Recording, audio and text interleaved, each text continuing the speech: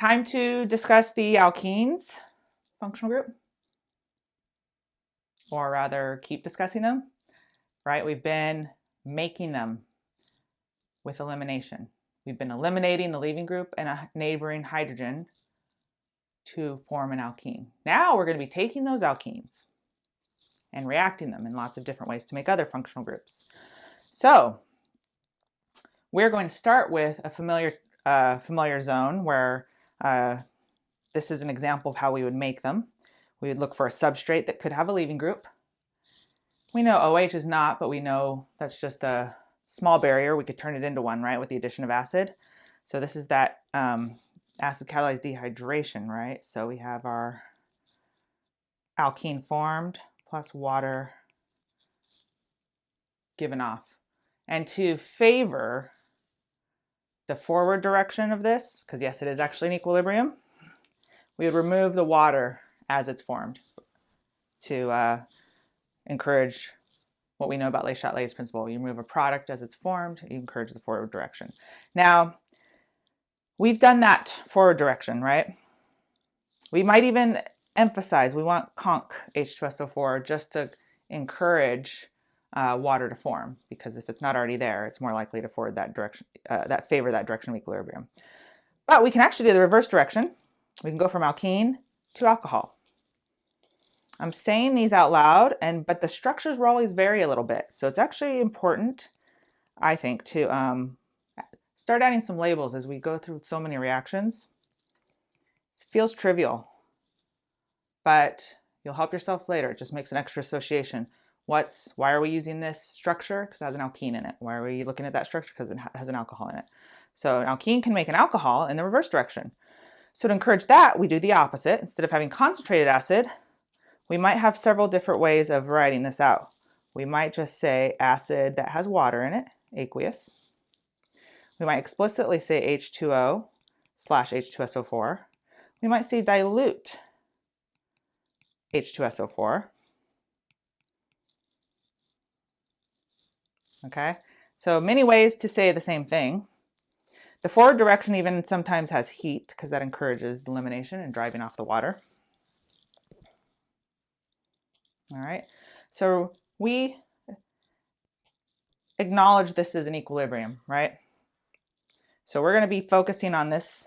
We focused a lot on going this way, eliminating to form a pi bond. Now we're going to focus on reacting those pi bonds. That's the nature of the alkene chapter, reacting the pi bonds. Okay. Thermodynamically speaking, let's think about what is favored, left to right. We're going to look at bonds broken. And then we're going to judge and bonds formed and judge which direction is favored. So bonds broken. Let's look at what we lost. From left to right, we lost this H, right? There's usually two H's here. But we lost that H and no H to make the water. So what bond is that? The CH bond is broken. We also lost the CO bond because we lost the water. That's where the water broke off. So we lost two sigma bonds. Bonds formed.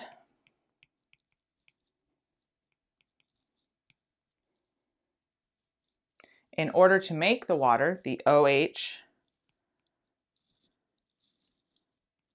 gained another H, right? So we formed an OH bond, so that's a sigma bond. And we formed a pi bond, the carbon-carbon alkene.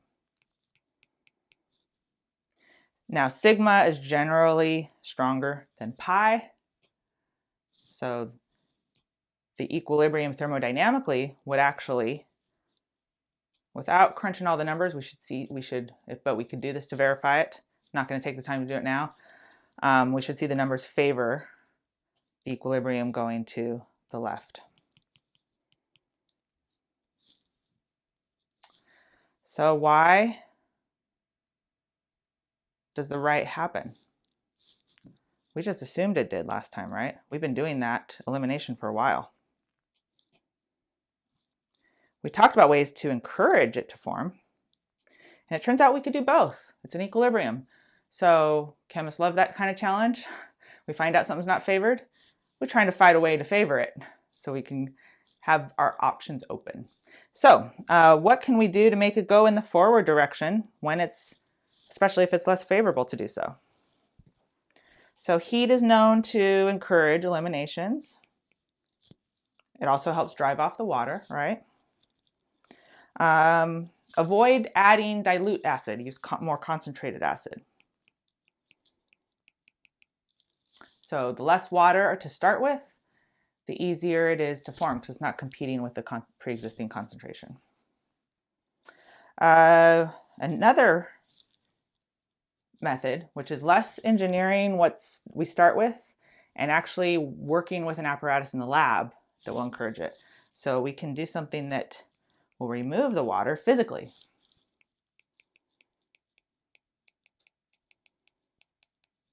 As it forms.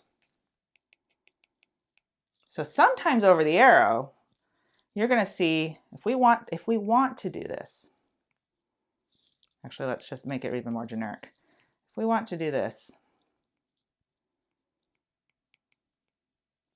we want to do this elimination. We want to favor that direction.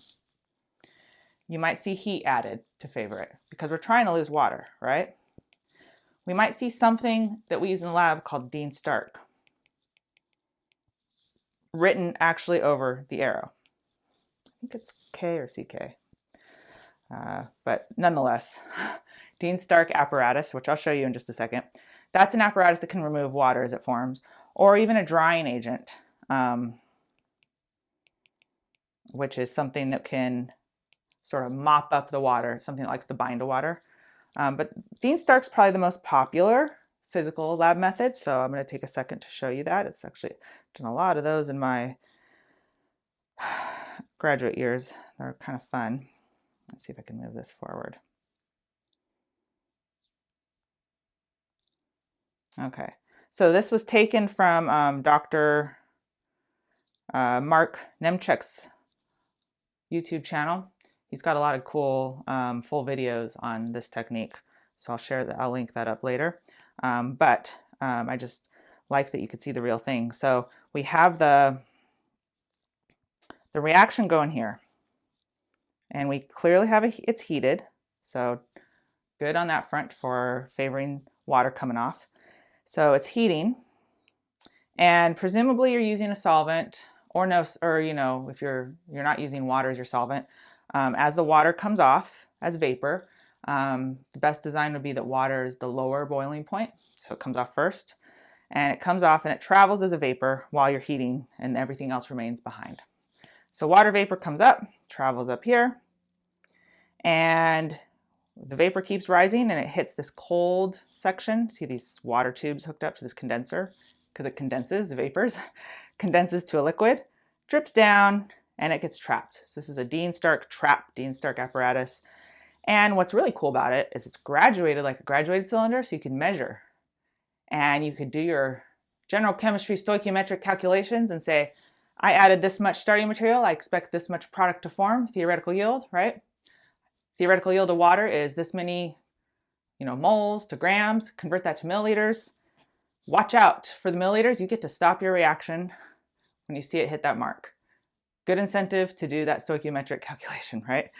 So it's a cool apparatus. And so that is one of the more common ways to encourage the water to come off. Now, of course, if we're doing the reverse, if we wanted to go this way, we'd dump that water back in, right? We wouldn't want to be taking it out. So physically, that's how we handle the issue of favoring equilibrium one direction or the other. We alluded to this just a minute ago. If we wanted to go the reverse direction, which means we have the alkene, but we want to hydrate, we will do just that. We'll write water over the arrow, okay? And you might even just see H2SO4. We're going to be using the full structure of acids as long as we can, but you will occasionally see some resources that might say dilute H plus is a shortcut. We're not really ready for that. Our mechanisms are using the whole structure of the acid. but that's what it means. If you see that, it means that dilute H plus. If it's dilute H plus, that means you can translate that to, because it's acid plus water, means if it's a strong acid like H2SO4, we're using H3O plus. So that's another thing you can see over the arrow. Anything where water is present in excess, it's going to favor hydration, right? So this is hydration.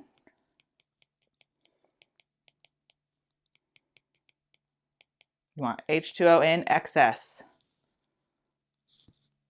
That's not, I'm not just being cute writing excess, that's a real thing. Excess is because we use that term so often, we don't want to write the full word. EXCESS is more equals excess, which is greater than 1 equivalent. As many as you need, that's what excess means. As many as you need to get the job done. Okay, that's compared to dehydration. Sometimes even abbreviated minus H2O, right? Or you see the H2O coming off. So you want to be comfortable seeing all the different ways that can be represented over the arrow. Let's write out the mechanism. Not the forward, we've done that before. The reverse. Turn that into the forward. So I'm going to turn this reaction around. Start with an alkene. Write water and H2SO4 over my arrow. Show that I'm going to end up with the alcohol. And which carbon did I put on doesn't really actually matter, but I'll just try to match it so that it's a little more clear. Okay, mechanism time. I can't even really start with the organic substrate till I decide what I'm using from over the arrow. I know I'm going to add water, but acid plays a role too. When you see water mixed with acid, look at which is stronger acid. Usually it's whatever the acid is, it's a stronger acid than water itself. So that means the equilibrium goes this way, right? To have H3O plus HSO4 minus. Since what's really over the arrow is not water mixed with acid, by the time this joins the party, this is what's over the arrow, right? So if we want an acid to protonate our alkene, we need to use this structure, not that one, not that one. Okay, so you have to acknowledge that this equals H3O plus, right? Dilute, and that's manifested lots of ways. Dilute water, or dilute acid, aqueous acid, acid slash water, H plus slash water, H2SO4 slash water, toxic acid slash water, right? So be prepared to interchange all of those and arrive at the same conclusion that we're going to use H3O plus in our mechanism. Hydronium, good old hydronium. All right, so that's our key player in the mechanism. In mechanism, your goal is to prove the statement. I'm going to really hone in on what's changed here. The alkene, I better draw in my H's because it's gone and I want to know what happened there. Notice the carbons that had the alkene. What changed? So this H is this H, still there. This carbon gained an H. This carbon gained an OH. So in other words, it got hydrated. It gained H2O. That's why we call it hydration. Okay, so we got to make sure we show how that happened. So, draw out the full structure of H3O plus. This is not the time for condensed structures when you're doing a mechanism. Not the time at all. It's the worst time. You write out every bond. You need to draw an arrow on a bond. A condensed structure won't let you do that. Okay, alkenes are electron rich. The alkene is gone. We have an acid. Alkenes can act like a base or nucleophile and attack something that's electron poor. We know we need to gain an H, right? So this is a new H. We know we need to gain one. It could actually have come from our acid, right? Acids give away H's. Let's show that. Well, you know what I'm going to do is I'm going to change this to green because I'm going to do some red arrows. All right, so here it comes. Middle of the pi bond. Yep, because there's not a single atom responsible. They're sharing those electrons. So middle of the pi bond is where the arrow originates. Be very precise, just like any other mechanism. Attracted to that H. Not this. I know that's a positive charge and you want to attack it, but you can't. This is a full octet. If you want to draw the lone pair, do it. The formal charge does not mean it wants more electrons. It means it actually will be happy. It doesn't like sharing this bonding pair. As soon as we give it back these electrons, it'll be happy. By taking the H, we do that. Okay? These are acid-base arrows, basically. This is acting as a Lewis base, taking the H. Electrons stay behind and land on the O, turning the H3O plus back into water. Now we get that green H. The green H goes here. There's 2 carbons. It could have gone to this carbon, it could have gone to that carbon. It goes to the top carbon. Why? Because right now we're just drawing a mechanism. We know the answer, but don't worry, we'll answer why soon.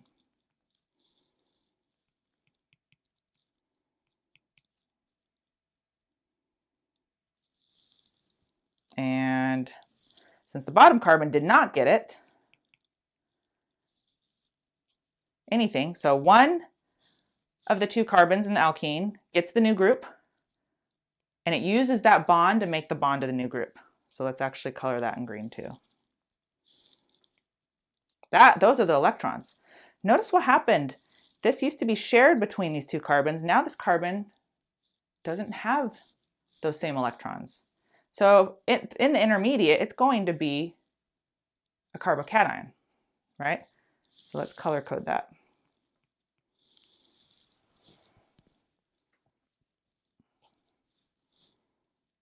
Okay, so now, how did that OH get on this carbon? Well, we also have water available. Water can act as our nucleophile now and attack a carbocation, right? Always think about your fates of carbocation. It's secondary, right? That's a good exercise. But I don't really have an opportunity to make that any better, so I'm going to proceed with attacking it. Okay. Yes, my water is in a condensed structural format, but I am not going to keep it that way because I want to show the change. O attacked, not any H's or anything else. O is now bonded to that carbon that used to be a carbocation, filling its octet. But O used to be a happy water, now it's an oxonium ion.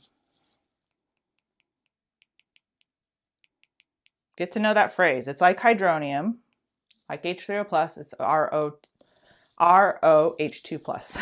Instead of HOH2 plus, it's ROH2 plus. So just take hydronium, replace one of the H's with an R, you got oxonium.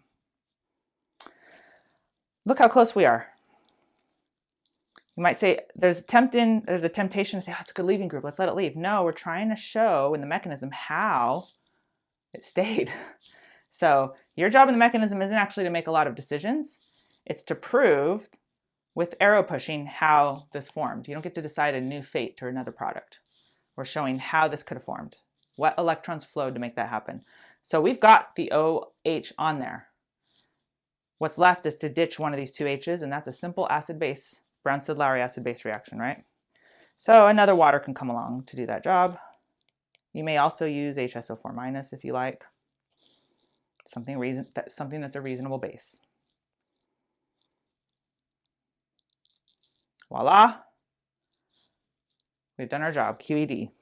Quod erat demonstrandum. Okay, so we'll be doing lots of those. This is starting off simple because we didn't have to account for making a lot of other decisions about these 2 carbons.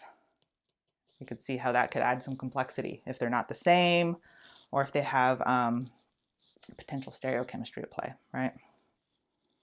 Okay, so the forward reaction, way up above. So by the forward, we're going to call it but the reaction we learned first, right? So let's see, the one that will generalize this way. Give myself a little more space.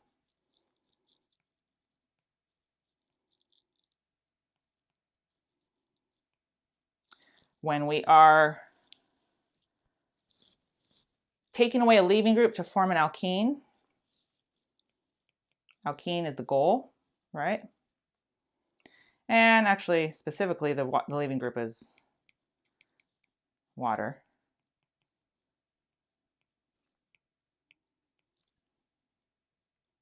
So alcohol to alkene. You might see this referred to as acid catalyzed or driven dehydration.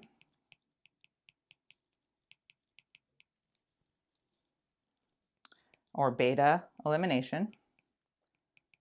It's a specific type of elimination. The other direction is acid catalyzed hydration.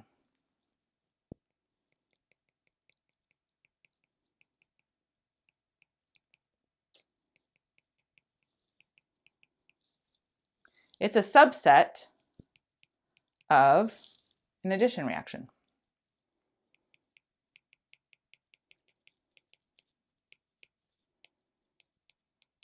Addition, as it sounds, is the opposite of elimination.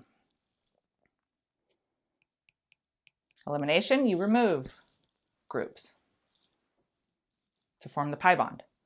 Addition, a pi bond is added to, new groups are added, the pi bond's gone. Okay. Oops, I actually did two names for the reverse here. So here's 1 and 2, and then here's 1 and 2. So this is the forward, this is the reverse. Where the reverse would be taking your alkene, adding water in the presence of acid, and getting your alcohol back. Okay, so just to even make that a little more clear, I think I'll box this in blue.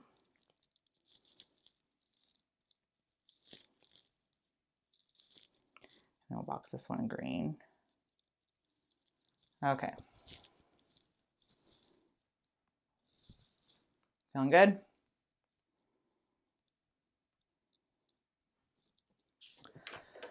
Okay, so once again, in case that was a little too messy, the specific class of reactions is called a hydration reaction, but the more broad, it's a subcategory. When you take an alkene and add groups to it, those are called addition reactions. So in other words, we don't just have water as an option to add to an alkene. We can take an alkene, and if you looked at what happened in the case of hydration, if I try to make it a very generic template,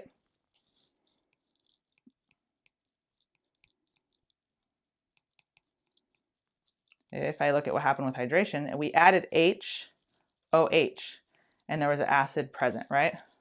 What we really added was an H and an OH across the pi bond. So we could look at it as, when we were done, we made a carbocation somewhere, so that's why the OH ended up here. Don't worry, we're going to highlight that in great detail with more mechanisms. And the H went there. So we added H, OH, and here it is again. So the pi bond's gone. You can circle both pieces of what we added and see how it kind of even split and added one to each. You know, they decided, okay, we're going to divide up this reagent here and add one to each carbon, right? So that's what's going to happen. That's the general theme. We're going to learn a lot of reactions this chapter, but a lot of them will also kind of fit into this little mold here, where we see an alkene and we see a bond that was broken between two parts of the reagent. One part went to one carbon, one part went to the other carbon, right? So X and Y, you see an X and Y there, right? The pi bond is gone.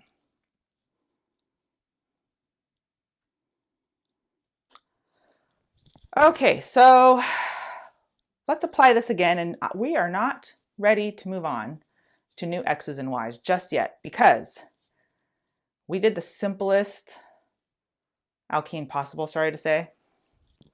Let's kick it up a notch by making it asymmetric. Before it was symmetric. It's like, oh, who cares which carbon we pick? We're going to have to make decisions most of the time, so we need to do an example with an asymmetric. So let's note that here. Asymmetric alkene. The other one was symmetric, right? There was no difference of preference over who got the H and the OH. We just kind of stuck to one. But by symmetry, we could have flipped it over and the other would have done the same thing. What happens when it matters because they're not the same? In other words, using that template, it's not going to be enough.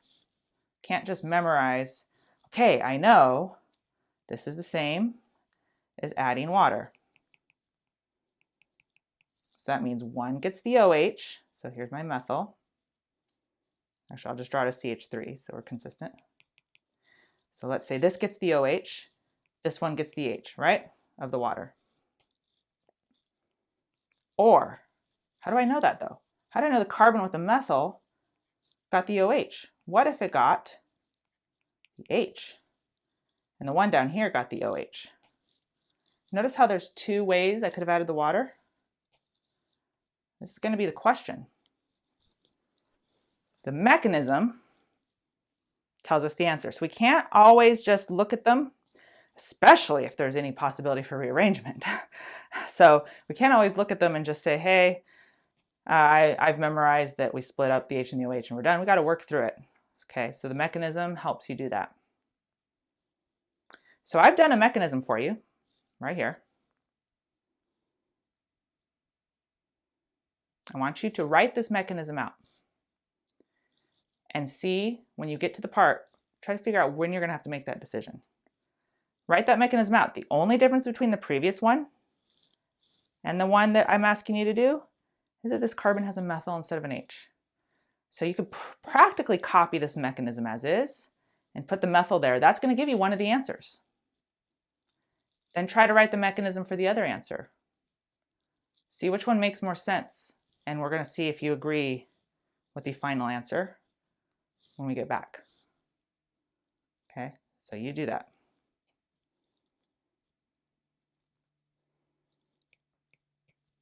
Mechanism time.